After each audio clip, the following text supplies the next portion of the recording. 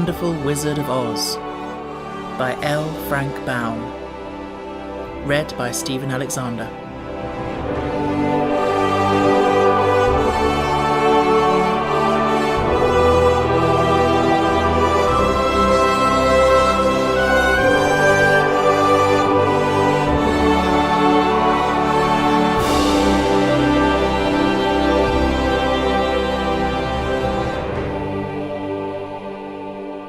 Chapter 8.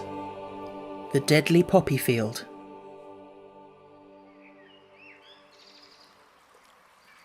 Our little party of travellers awakened the next morning refreshed and full of hope, and Dorothy breakfasted like a princess off peaches and plums from the trees beside the river. Behind them was the dark forest they had passed safely through, although they had suffered many discouragements. But before them was a lovely, sunny country that seemed to beckon them on to the Emerald City. To be sure, the broad river now cut them off from this beautiful land, but the raft was nearly done, and after the Tin Woodman cut a few more logs and fastened them together with wooden pins, they were ready to start. Dorothy sat down in the middle of the raft and held Toto in her arms. When the Cowardly Lion stepped upon the raft, it tipped badly, for he was big and heavy, but the Scarecrow and the Tin Woodman stood upon the other end to steady it, and they had long poles in their hands to push the raft through the water. They got along quite well at first, but when they reached the middle of the river, the swift current swept the raft downstream, farther and farther away from the road of yellow brick, and the water grew so deep that the long poles would not touch the bottom. "This is bad," said the Tin Woodman, "for if we cannot get to the land, we shall be carried into the country of the Wicked Witch of the West, and she will enchant us and make us her slaves." "And then I should get no brains," said the Scarecrow. "And I should get no courage," said the Cowardly Lion. "And I should get no heart," said the Tin Woodman. "And I should never get back to Kansas," said Dorothy. "We must certainly get to the Emerald City if we can," the Scarecrow continued, and he pushed so hard on his long pole that it stuck fast in the mud at the bottom of the river, and before he could pull it out again or let go, the raft was swept away, and the poor Scarecrow left clinging to the pole in the middle of the river. "Goodbye," he called after them, and they were very sorry to leave him. Indeed, the Tin Woodman began to cry, but fortunately remembered that he might rust, and so dried his tears on Dorothy's apron. Of course, this was a bad thing for the Scarecrow. "I am now worse off than when I first met Dorothy," he thought. "There, I was stuck on a pole in a cornfield, where I could make believe scare the crows at any rate. But surely there is no use for a Scarecrow stuck on a pole in the middle of the river. I am afraid I shall never have any brains after all." Down the stream the raft floated, and the poor Scarecrow was left far behind. Then the Lion said, "Something must be done to save us. I think I can swim to the shore and pull the raft after me if you will only hold fast to the tip of my tail." So he sprang into the water, and the Tin Woodman caught fast hold of his tail, when the Lion began to swim with all his might towards the shore. It was hard work, although he was so big, but by and by they were drawn out of the current, and then Dorothy took the Tin Woodman's long pole and helped push the raft to the land. They were all tired out, and when they reached the shore at last and stepped off upon the pretty green grass, they also knew that the stream had carried them a long way past the road of yellow brick that led to the Emerald City. "What shall we do now?" asked the Tin Woodman as the Lion lay down on the grass to let the sun dry him. "We must get back to the road in some way," said Dorothy. "The best plan will be to walk along the riverbank until we come to the road again," remarked the Lion.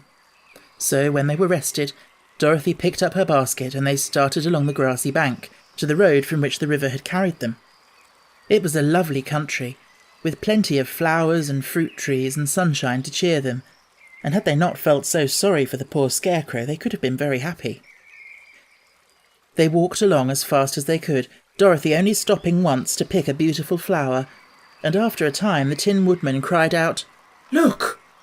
Then they all looked at the river, and saw the Scarecrow perched upon his pole in the middle of the water, looking very lonely and sad. "What can we do to save him?" asked Dorothy. The Lion and the Woodman both shook their heads, for they did not know. So they sat down upon the bank and gazed wistfully at the Scarecrow, until a stork flew by, which, seeing them, stopped to rest at the water's edge. "Who are you? And where are you going?" asked the stork. "I am Dorothy," answered the girl, "and these are my friends, the Tin Woodman and the Cowardly Lion, and we are going to the Emerald City." "This isn't the road," said the stork, as she twisted her long neck and looked sharply at the queer party. "I know it," returned Dorothy, "but we have lost the Scarecrow and are wondering how we shall get him again." "Where is he?" asked the stork. "Over there in the river," answered the girl. "If he wasn't so big and heavy, I would get him for you," remarked the stork. "He isn't heavy a bit," said Dorothy eagerly, "for he is stuffed with straw, and if you will bring him back to us, we shall thank you ever and ever so much." "Well, I'll try," said the stork, "but if I find he is too heavy to carry, I shall have to drop him in the river again." So the big bird flew into the air and over the water till she came to where the Scarecrow was perched upon his pole. Then the stork, with her great claws, grabbed the Scarecrow by the arm and carried him up into the air and back to the bank, where Dorothy and the Lion and the Tin Woodman and Toto were sitting. When the Scarecrow found himself among his friends again, he was so happy that he hugged them all, even the Lion and Toto, and as they walked along he sang Tol-da-ree-dee-o at every step, he felt so gay. "I was afraid I should have to stay in the river forever," he said, "but the kind stork saved me, and if I ever get any brains I shall find the stork again and do it some kindness in return." "That's all right," said the stork, who was flying along beside them. "I always like to help anyone in trouble. But I must go now, for my babies are waiting in the nest for me. I hope you will find the Emerald City and that Oz will help you." "Thank you," replied Dorothy, and then the kind stork flew into the air and was soon out of sight. They walked along, listening to the singing of the bright-coloured birds and looking at the lovely flowers which now became so thick that the ground was carpeted with them. They were big yellow and white and blue and purple blossoms, great clusters of scarlet poppies, which were so brilliant in colour they almost dazzled Dorothy's eyes. "Aren't they beautiful?" the girl asked, as she breathed in the spicy scent of the flowers. "I suppose so," answered the Scarecrow. "When I have brains I shall probably like them better." "If only I had a heart, I should love them," added the Tin Woodman. "I always did like flowers," said the Lion. "They seem so helpless and frail. But there are none in the forest so bright as these." They now came upon more and more of the big scarlet poppies, and fewer of the other flowers, and soon they found themselves in the midst of a great meadow of poppies. Now it is well known that when there are many of these flowers together, their odour is so powerful that anyone who breathes it falls asleep. And if the sleeper is not carried away from the scent of the flowers, he sleeps on for ever and ever. But Dorothy did not know this, nor could she get away from the bright red flowers that were everywhere about. So presently her eyes grew heavy, and she felt she must sit down to rest and to sleep. But the Tin Woodman would not let her do this. "We must hurry and get back to the road of yellow brick before dark," he said, and the Scarecrow agreed with him. So they kept walking until Dorothy could stand no longer. Her eyes closed in spite of herself, and she forgot where she was and fell among the poppies, fast asleep. "What shall we do?" asked the Tin Woodman. "If we leave her here, she will die," said the Lion. "The smell of the flowers is killing us all. I myself can scarcely keep my eyes open, and the dog is asleep already." It was true. Toto had fallen down beside his little mistress. But the Scarecrow and the Tin Woodman, not being made of flesh, were not troubled by the scent of the flowers. "Run fast," said the Scarecrow to the Lion, "and get out of this deadly flower bed as soon as you can.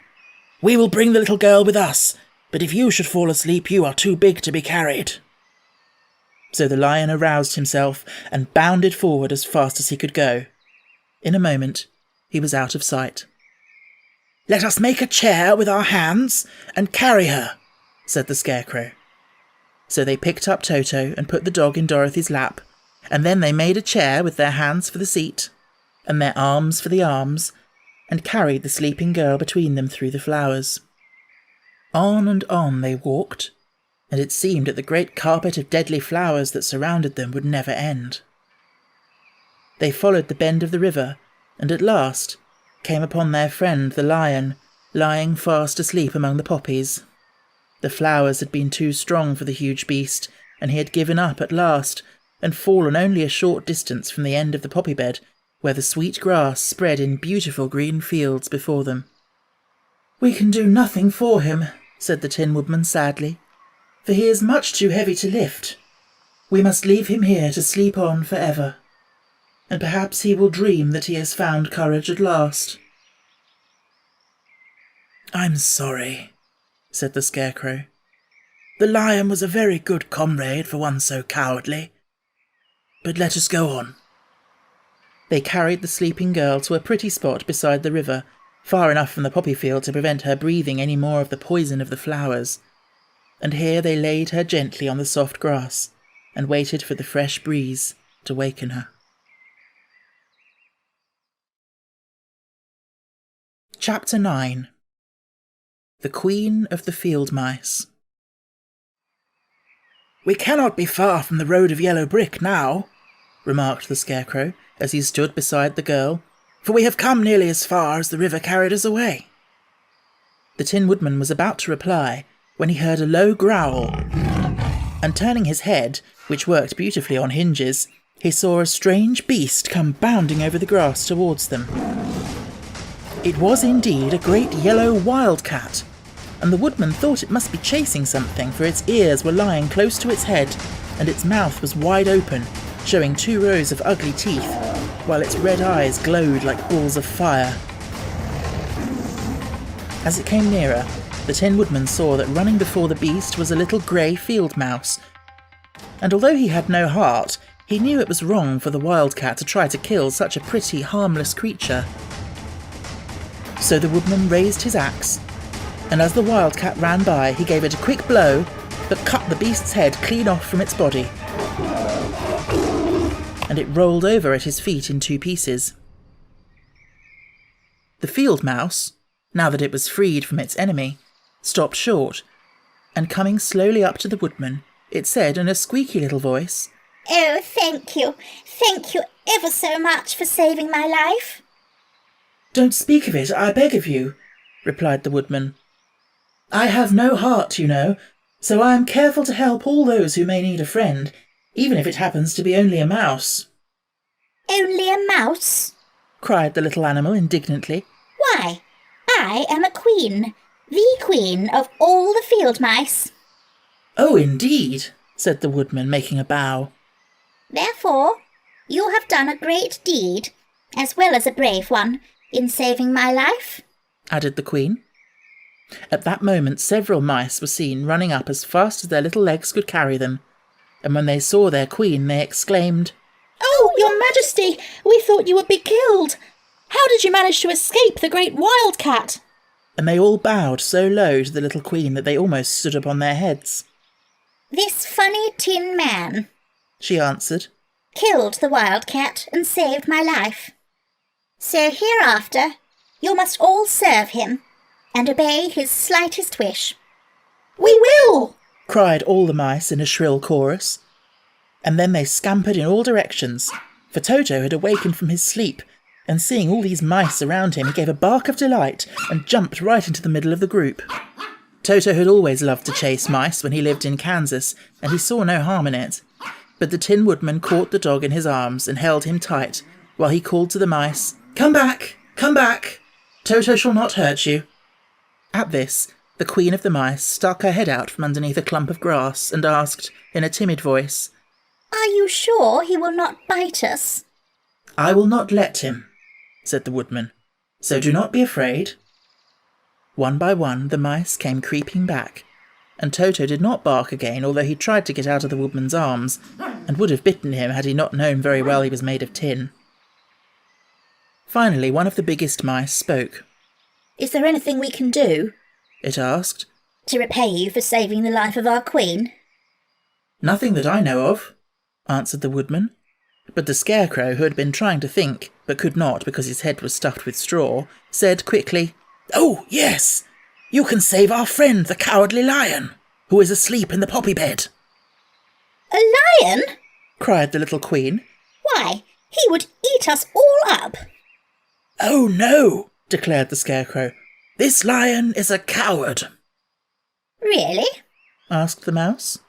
"He says so himself," answered the Scarecrow, "and he would never hurt anyone who is our friend. If you will help us to save him, I promise that he shall treat you all with kindness." Very well, said the Queen. We trust you. But what shall we do? "Are there many of these mice which call you Queen and are willing to obey you?" Oh, yes, there are thousands, she replied. "Then send for them all to come here as soon as possible, and let each one bring a long piece of string." The Queen turned to the mice that attended her and told them to go at once and get all her people. As soon as they heard her orders, they ran away in every direction as fast as possible. "Now," said the Scarecrow to the Tin Woodman, "you must go to those trees by the riverside and make a truck that will carry the lion." So the Woodman went at once to the trees and began to work. And soon he made a truck out of the limbs of trees, from which he chopped away all the leaves and branches. He fastened it together with wooden pegs and made the 4 wheels out of short pieces of a big tree trunk. So fast and so well did he work that by the time the mice began to arrive, the truck was all ready for them.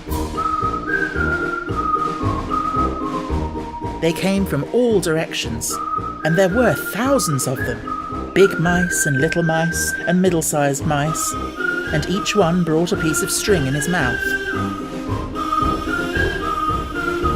It was about this time that Dorothy woke from her long sleep and opened her eyes. She was greatly astonished to find herself lying upon the grass with thousands of mice standing around and looking at her timidly. But the Scarecrow told her about everything, and turning to the dignified little mouse, he said, "Permit me to introduce to you Her Majesty the Queen." Dorothy nodded gravely, and the Queen made a curtsy, after which she became quite friendly with the little girl. The Scarecrow and the Woodman now began to fasten the mice to the truck, using the strings they had brought. One end of a string was tied around the neck of each mouse, and the other end to the truck. Of course, the truck was 1,000 times bigger than any of the mice who were to draw it, but when all the mice had been harnessed, they were able to pull it quite easily. Even the Scarecrow and the Tin Woodman could sit on it, and were drawn swiftly by their queer little horses to the place where the lion lay asleep. After a great deal of work, for the lion was heavy, they managed to get him up on the truck. Then the Queen hurriedly gave her people the order to start, for she feared if the mice stayed among the poppies too long, they would also fall asleep.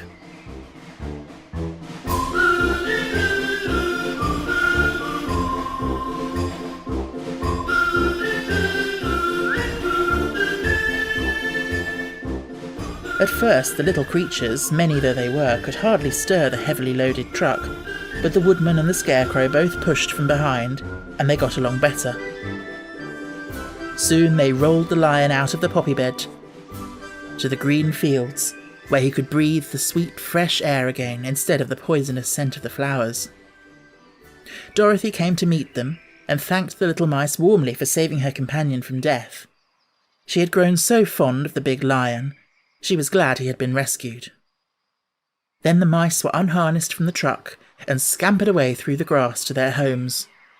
The Queen of the Mice was the last to leave. If ever you need us again, she said, come out into the field and call, and we shall hear you and come to your assistance. Goodbye. Goodbye, they all answered, and away the Queen ran, while Dorothy held Toto tightly lest he should run after her and frighten her. After this they sat down beside the lion until he should awaken, and the Scarecrow brought Dorothy some fruit from a tree nearby, which she ate for her dinner. Chapter 10. The Guardian of the Gates. It was some time before the Cowardly Lion awakened, for he had lain among the poppies a long while, breathing in their deadly fragrance. But when he did open his eyes and roll off the truck, he was very glad to find himself still alive. "I ran as fast as I could," he said, sitting down and yawning, "but the flowers were too strong for me. How did you get me out?" Then they told him of the field mice, and how they had generously saved him from death, and the Cowardly Lion laughed and said, "I have always thought myself very big and terrible, yet such little things as flowers came near to killing me, and such small animals as mice have saved my life. How strange it all is! But comrades, what shall we do now?" "We must journey on until we find the road of yellow brick again," said Dorothy, "and then we can keep on to the Emerald City." So, the lion being fully refreshed and feeling quite himself again, they all started upon the journey, greatly enjoying the walk through the soft, fresh grass. And it was not long before they reached the road of yellow brick and turned again towards the Emerald City where the great Oz dwelt. The road was smooth and well paved now, and the country about was beautiful, so that the travellers rejoiced in leaving the forest far behind, and with it the many dangers they had met in its gloomy shades. Once more they could see fences built beside the road, but these were painted green, and when they came to a small house in which a farmer evidently lived, that also was painted green. They passed by several of these houses during the afternoon, and sometimes people came to the doors and looked at them as if they would like to ask questions, but no one came near them nor spoke to them because of the great lion, of which they were much afraid. The people were all dressed in clothing of a lovely emerald green colour, and wore peaked hats like those of the Munchkins. "This must be the land of Oz," said Dorothy, "and we are surely getting near the Emerald City." "Yes," answered the Scarecrow. "Everything is green here, while in the country of the Munchkins blue was the favourite colour. But the people do not seem to be as friendly as the Munchkins, and I'm afraid we shall be unable to find a place to pass the night." "I should like something to eat besides fruit," said the girl, "and I'm sure Toto is nearly starved. Let us stop at the next house and talk to the people." So when they came to a good-sized farmhouse, Dorothy walked boldly up to the door and knocked. A woman opened it just far enough to look out and said, "What do you want, child? And why is that great lion with you?" "We wish to pass the night with you, if you will allow us," answered Dorothy. "And the lion is my friend and comrade, and would not hurt you for the world." "Is he tame?" asked the woman, opening the door a little wider. "Oh, yes," said the girl, "and he is a great coward, too, so that he will be more afraid of you than you are of him." "Well," said the woman, after thinking it over and taking another peep at the lion, "if that is the case, you may come in, and I will give you some supper and a place to sleep." So they entered the house, where there were, besides the woman, 2 children and a man. The man had hurt his leg and was lying on the couch in a corner. They seemed greatly surprised to see so strange a company, and while the woman was busy laying the table, the man asked, "Where are you all going?" "To the Emerald City," said Dorothy, "to see the great Oz."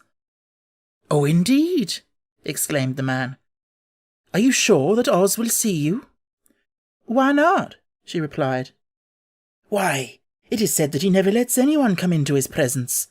I have been to the Emerald City many times, and it is a beautiful and wonderful place, but I have never been permitted to see the great Oz, nor do I know of any living person who has seen him." "Does he never go out?" asked the Scarecrow. "Never. He sits day after day in the great throne room of his palace, and even those who wait upon him do not see him face to face." "What is he like?" asked the girl. "That is hard to tell," said the man thoughtfully. "You see, Oz is a great wizard and can take on any form he wishes, so that some say he looks like a bird, and some say he looks like an elephant, and some say he looks like a cat. To others he appears as a beautiful fairy, or a brownie, or in any form that pleases him. But who the real Oz is, when he is in his own form, no living person can tell." That is very strange, said Dorothy. But we must try in some way to see him, or we shall have made our journey for nothing. Why do you wish to see the terrible Oz? Asked the man. I want him to give me some brains, said the Scarecrow eagerly. Oh, Oz could do that easily enough, declared the man. He has more brains than he needs. And I want him to give me a heart, said the Tin Woodman. That will not trouble him, continued the man, for Oz has a large collection of hearts of all sizes and shapes. And I want him to give me courage, said the Cowardly Lion. Oz keeps a great pot of courage in his throne room, said the man, which he has covered with a golden plate to keep it from running over. He will be glad to give you some. And I want him to send me back to Kansas, said Dorothy. Where is Kansas? Asked the man with surprise. I don't know, replied Dorothy sorrowfully. But it is my home, and I'm sure it's somewhere. Very likely. Well, Oz can do anything, so I suppose he will find Kansas for you. But first you must get to see him, and that will be a hard task, for the Great Wizard does not like to see anyone, and he usually has his own way. But what do you want? He continued, speaking to Toto. Toto only wagged his tail, for, strange to say, he could not speak. The woman now called to them that supper was ready, so they gathered around the table, and Dorothy ate some delicious porridge and a dish of scrambled eggs and a plate of nice white bread, and enjoyed her meal. The lion ate some of the porridge, but did not care for it, saying it was made from oats, and oats were food for horses, not for lions. The Scarecrow and the Tin Woodman ate nothing at all. Toto ate a little of everything, and was glad to get a good supper again. The woman now gave Dorothy a bed to sleep in, and Toto lay down beside her, while the lion guarded the door of her room so she might not be disturbed. The Scarecrow and the Tin Woodman stood up in a corner and kept quiet all night, although of course they could not sleep. The next morning, as soon as the sun was up, they started on their way, and soon saw a beautiful green glow in the sky just before them. That must be the Emerald City, said Dorothy.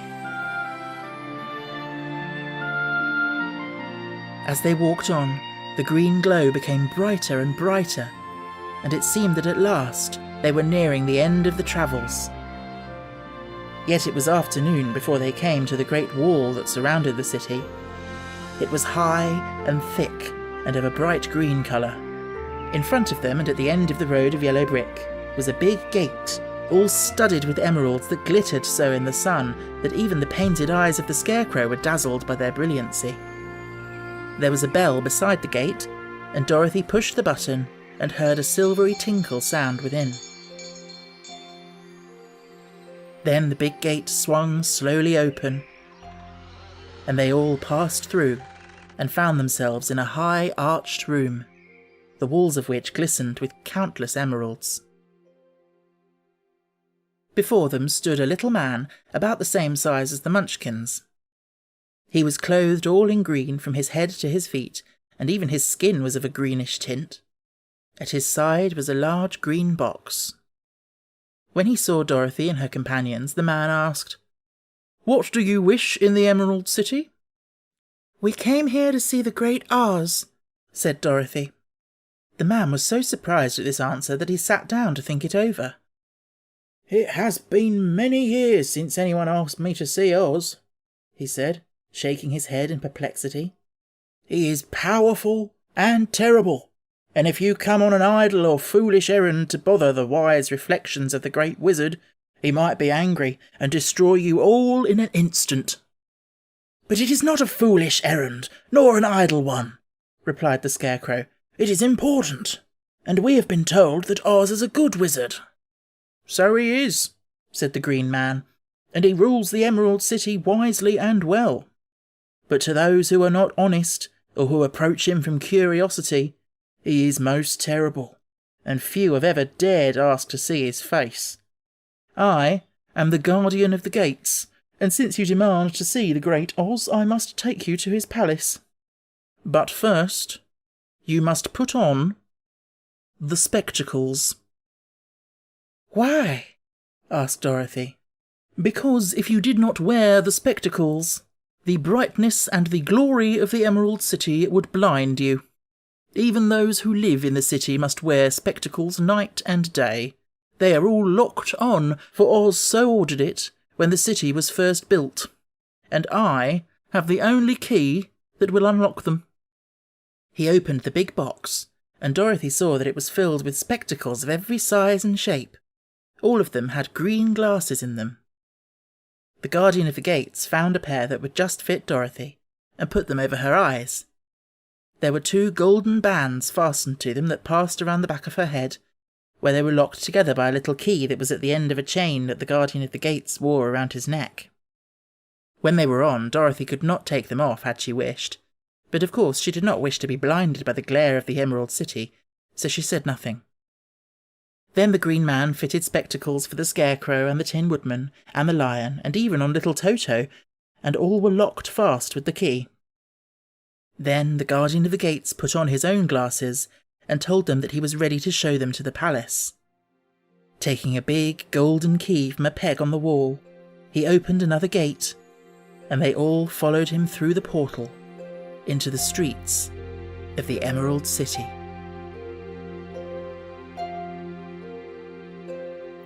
Chapter 11. The Wonderful Emerald City of Oz. Even with eyes protected by the green spectacles, Dorothy and her friends were at first dazzled by the brilliancy of the wonderful city. The streets were lined with beautiful houses, all built of green marble and studded everywhere with sparkling emeralds. They walked over a pavement of the same green marble, and where the blocks were joined together were rows of emeralds set closely and glittering in the brightness of the sun. The window panes were of green glass, even the sky above the city had a green tint, and the rays of the sun were green. There were many people, men, women and children, walking about, and these were all dressed in green clothes and had greenish skins. They looked at Dorothy and her strangely assorted company with wondering eyes, and the children all ran and hid behind their mothers when they saw the lion. But no one spoke to them. Many shops stood in the street, and Dorothy saw that everything in them was green. Green candy and green popcorn were offered for sale, as well as green shoes, green hats, and green clothes of all sorts. At one place a man was selling green lemonade, and when the children bought it, Dorothy could see that they paid for it with green pennies. There seemed to be no horses nor animals of any kind. The men carried things around in little green carts, which they pushed before them. Everyone seemed happy and contented and prosperous. The Guardian of the Gates led them through the streets until they came to a big building exactly in the middle of the city, which was the palace of Oz, the Great Wizard. There was a soldier before the door, dressed in a green uniform and wearing a long green beard. "Here are strangers," said the Guardian of the Gates to him, "and they demand to see the Great Oz." "Step inside," answered the soldier, "and I will carry your message to him." So they passed through the palace gates, and were led into a big room with a green carpet and lovely green furniture set with emeralds. The soldier made them all wipe their feet upon a green mat before entering this room, and when they were seated, he said politely, "Please make yourselves comfortable, while I go to the door of the throne room and tell Oz you are here." They had to wait a long time before the soldier returned. When at last he came back, Dorothy asked, "Have you seen Oz?" "Oh, no," returned the soldier. "I have never seen him. But I spoke to him as he sat behind his screen and gave him your message. He said he will grant you an audience if you so desire, but each one of you must enter his presence alone, and he will admit but one each day. Therefore, as you must remain in the palace for several days, I will have you shown to rooms where you may rest in comfort after your journey." "Thank you," replied the girl. "That is very kind of Oz." The soldier now blew upon a green whistle, and at once a young girl dressed in a pretty green silk gown entered the room. She had lovely green hair and green eyes, and she bowed low before Dorothy as she said, "Follow me, and I will show you your room." So Dorothy said goodbye to all her friends except Toto, and taking the dog in her arms, followed the green girl through 7 passages and up 3 flights of stairs until they came to a room at the front of the palace. It was the sweetest little room in the world, with a soft, comfortable bed that had sheets of green silk and a green velvet counterpane. There was a tiny fountain in the middle of the room that shot a spray of green perfume into the air to fall back into a beautifully carved green marble basin. Beautiful green flowers stood in the windows, and there was a shelf with a row of little green books. When Dorothy had time to open these books, she found them full of queer green pictures that made her laugh, they were so funny. In a wardrobe were many green dresses, made of silk and satin and velvet, and all of them fitted Dorothy exactly. "Make yourself perfectly at home," said the green girl, "and if you wish for anything, ring the bell. Oz will send for you tomorrow morning." She left Dorothy alone and went back to the others. These she also led to rooms, and each one of them found himself lodged in a very pleasant part of the palace. Of course, this politeness was wasted on the Scarecrow, for when he found himself alone in his room, he stood stupidly in one spot, just within the doorway, to wait until morning. It would not rest him to lie down, and he could not close his eyes, so he remained all night staring at a little spider which was weaving its web in a corner of the room, just as if it were not one of the most wonderful rooms in the world. The Tin Woodman lay down on his bed from force of habit, for he remembered when he was made of flesh. But not being able to sleep, he passed the night moving his joints up and down to make sure they kept in good working order. The lion would have preferred a bed of dried leaves in the forest, and did not like being shut up in a room, but he had too much sense to let this worry him, so he sprang upon the bed and rolled himself up like a cat and purred himself asleep in a minute. The next morning, after breakfast, the Green Maiden came to fetch Dorothy, and she dressed her in one of the prettiest gowns, made of green brocaded satin. Dorothy put on a green silk apron and tied a green ribbon around Toto's neck, and they started for the throne room of the Great Oz. First they came to a great hall, in which were many ladies and gentlemen of the court, all dressed in rich costumes. These people had nothing to do but talk to each other, but they always came to wait outside the throne room every morning, although they were never permitted to see Oz. As Dorothy entered, they looked at her curiously, and one of them whispered, "Are you really going to look upon the face of Oz the Terrible?" "Of course," answered the girl, "if he will see me." "Oh, he will see you," said the soldier who had taken her message to the wizard, "although he does not like to have people ask to see him. Indeed, at first he was angry and said I should send you back where you came from. Then he asked me what you looked like, and when I mentioned your silver shoes he was very much interested. At last I told him about the mark on your forehead, and he decided he would admit you to his presence."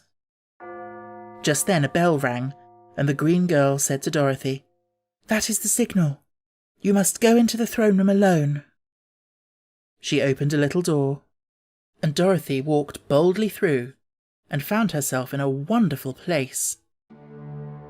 It was a big, round room with a high arched roof, and the walls and ceiling and floor were covered with large emeralds set closely together.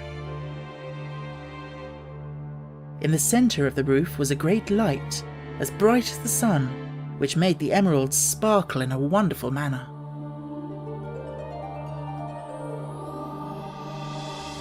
But what interested Dorothy most was the big throne of green marble that stood in the middle of the room.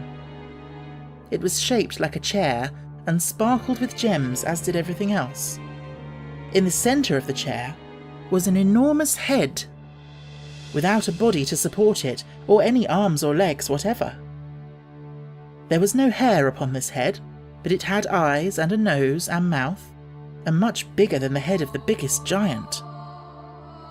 As Dorothy gazed upon this in wonder and fear, the eyes turned slowly and looked at her sharply and steadily. Then the mouth moved, and Dorothy heard a voice say, "I am Oz, the Great and Terrible. Who are you, and why do you seek me?" It was not such an awful voice as she had expected to come from the big head, so she took courage and answered, "I am Dorothy, the small and meek. I have come to you for help." The eyes looked at her thoughtfully for a full minute. Then said the voice, Where did you get the silver shoes? "I got them from the Wicked Witch of the East, when my house fell on her and killed her," she replied. Where did you get the mark on your forehead? Continued the voice. "That is where the Good Witch of the North kissed me when she bade me goodbye and sent me to you," said the girl. Again the eyes looked at her sharply, and they saw she was telling the truth. Then Oz asked, What do you wish me to do? "Send me back to Kansas where my Aunt Em and Uncle Henry are," she answered earnestly. "I don't like your country, although it is so beautiful, and I am sure Aunt Em will be dreadfully worried over my being away so long." The eyes winked 3 times, and then they turned up to the ceiling and down to the floor and rolled around so queerly that they seemed to see every part of the room. And at last they looked at Dorothy again. Why should I do this for you? Asked Oz. "Because you are strong and I am weak. Because you are a great wizard and I am only a helpless little girl." But you were strong enough to kill the Wicked Witch of the East, said Oz. "That just happened," returned Dorothy simply. "I could not help it." Well, said the head. I will give you my answer. You have no right to expect me to send you back to Kansas unless you do something for me in return. In this country, everyone must pay for everything he gets. If you wish me to use my magic power to send you home again, you must do something for me first. Help me, and I will help you. "What must I do?" asked the girl. Kill the Wicked Witch of the West, answered Oz. "But I cannot!" exclaimed Dorothy, greatly surprised.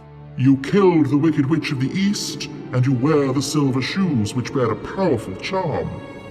There is now but one Wicked Witch left in all this land, and when you can tell me she is dead, I shall send you back to Kansas. But not before.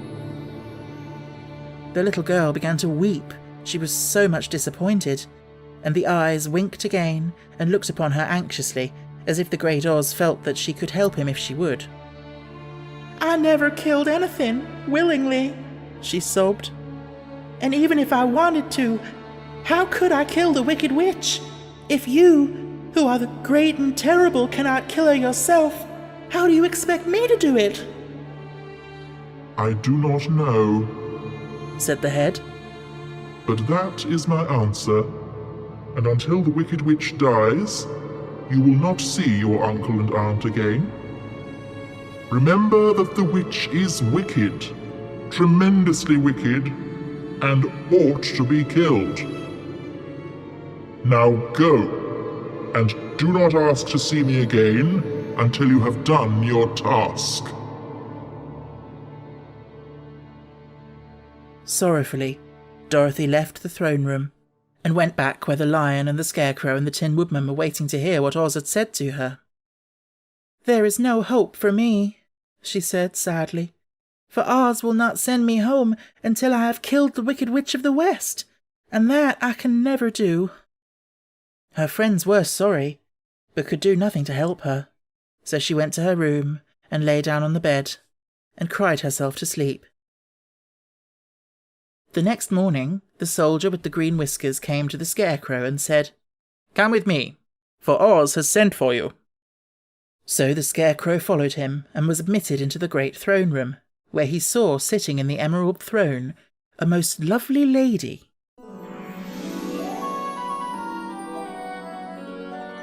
She was dressed in green silk gauze and wore upon her flowing green locks a crown of jewels. Growing from her shoulders were wings, gorgeous in colour, and so light that they fluttered if the slightest breath of air reached them. When the Scarecrow had bowed, as prettily as his straw stuffing would let him, before this beautiful creature, she looked upon him sweetly and said, "I am Oz, the great and terrible. Who are you, and why do you seek me?" Now the Scarecrow, who had expected to see the great head Dorothy had told him of, was much astonished, but he answered her bravely, "I am only a scarecrow stuffed with straw. Therefore I have no brains, and I come to you praying that you will put brains in my head instead of straw, so that I may become as much a man as any other in your dominions." "Why should I do this for you?" asked the lady. "Because you are wise and powerful, and no one else can help me," answered the Scarecrow.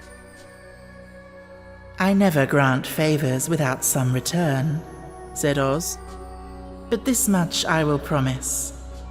If you will kill for me the Wicked Witch of the West, I will bestow upon you a great many brains, and such good brains that you will be the wisest man in all the land of Oz."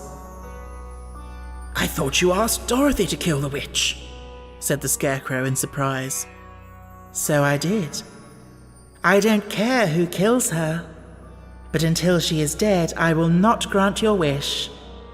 Now go, and do not seek me again until you have earned the brains you so greatly desire." The Scarecrow went sorrowfully back to his friends and told them what Oz had said, and Dorothy was surprised to find that the great wizard was not a head, as she had seen him, but a lovely lady. "All the same," said the Scarecrow, "she needs a heart as much as the Tin Woodman." On the next morning, the soldier with the green whiskers came to the Tin Woodman and said, "Oz has sent for you. Follow me." So the Tin Woodman followed him and came to the great throne room. He did not know whether he would find Oz a lovely lady or a head, but he hoped it would be the lovely lady. "For," he said to himself, "if it is the head, I am sure I shall not be given a heart, since a head has no heart of its own, and therefore cannot feel for me. But if it is a lovely lady, I shall beg hard for a heart, for all ladies are themselves said to be kindly-hearted." But when the Woodman entered the great throne room, he saw neither the head nor the lady. For Oz had taken the shape of a most terrible beast. It was nearly as big as an elephant, and the green throne seemed hardly strong enough to hold its weight. The beast had a head like that of a rhinoceros, only there were 5 eyes in its face.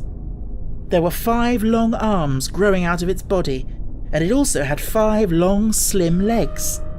Thick, woolly hair covered every part of it, and a more dreadful-looking monster could not be imagined. It was fortunate the Tin Woodman had no heart at that moment, for it would have beat loud and fast from terror. But being only tin, the Woodman was not at all afraid, although he was much disappointed. "I am Oz, the great and terrible," spoke the beast in a voice that was one great roar. "Who are you, and why do you seek me?" "I am a woodman, and made of tin. Therefore I have no heart and cannot love. I pray you to give me a heart that I may be as other men are." "Why should I do this?" demanded the beast. "Because I ask it, and you alone can grant my request," answered the Woodman. Oz gave a low growl at this, but said gruffly, "If you indeed desire a heart, you must earn it." "How?" asked the Woodman. "Help Dorothy to kill the Wicked Witch of the West," replied the beast. "When the witch is dead, come to me, and I will then give you the biggest and kindest and most loving heart in all the land of Oz." So the Tin Woodman was forced to return sorrowfully to his friends and tell them of the terrible beast he had seen. They all wondered greatly at the many forms the great wizard could take upon himself, and the lion said, If he is a beast when I go to see him, I shall roar my loudest, and so frighten him that he will grant all I ask. And if he is the lovely lady, I shall pretend to spring upon her, and so compel her to do my bidding. And if he is the great head, he will be at my mercy, for I will roll this head all about the room until he promises to give us what we desire. So be of good cheer, my friends, for all will yet be well." The next morning the soldier with the green whiskers led the lion to the great throne room, and bade him enter the presence of Oz. The lion at once passed through the door, and glancing around saw to his surprise that before the throne was a ball of fire, so fierce and glowing he could scarcely bear to gaze upon it. His first thought was that Oz had by accident caught on fire and was burning up, but when he tried to go nearer the heat was so intense that it singed his whiskers, and he crept back trembling to a spot nearer the door. Then a low, quiet voice came up from the ball of fire, and these were the words it spoke. "I am Oz, the great and terrible. Who are you, and why do you seek me?" And the lion answered, "I am a cowardly lion, afraid of everything.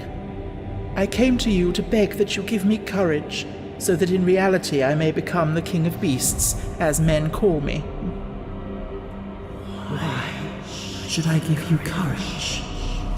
demanded Oz. "Because of all wizards, you are the greatest, and alone have power to grant my request," answered the lion. The ball of fire burned fiercely for a time, and the voice said, "Bring me proof that the wicked witch is dead, and that moment I will give you courage.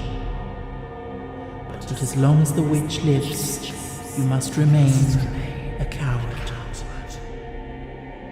The lion was angry at this speech, but could say nothing in reply, and while he stood silently gazing at the ball of fire, it became so furiously hot that he turned tail and rushed from the room. He was glad to find his friends waiting for him, and told them of his terrible interview with the wizard. "What shall we do now?" asked Dorothy sadly. "There is only one thing we can do," returned the lion, "and that is to go to the land of the Winkies, seek out the wicked witch, and destroy her." "But suppose we cannot?" said the girl. "Then I shall never have courage," declared the lion. "And I shall never have brains," added the Scarecrow. "And I shall never have a heart," spoke the Tin Woodman. "And I shall never see Aunt Em and Uncle Henry," said Dorothy, beginning to cry. "Be careful," cried the green girl. "The tears will fall on your green silk gown and spot it." So Dorothy dried her eyes and said, "I suppose we must try it. But I am sure I do not want to kill anybody, even to see Aunt Em again." "I will go with you, but I am too much of a coward to kill the witch," said the lion. "I will go too," declared the Scarecrow, "but I shall not be of much help to you. I am such a fool." "I haven't the heart to harm even a witch," remarked the Tin Woodman. "But if you go, I certainly shall go with you." Therefore it was decided to start upon their journey the next morning, and the woodman sharpened his axe on a green grindstone and had all his joints properly oiled. The Scarecrow stuffed himself with fresh straw, and Dorothy put new paint on his eyes that he might see better. The green girl, who was very kind to them, filled Dorothy's basket with good things to eat, and fastened a little bell around Toto's neck with a green ribbon. They went to bed quite early, and slept soundly until daylight, when they were awakened by the crowing of a green cock that lived in the backyard of the palace, and the cackling of a hen that had laid a green egg.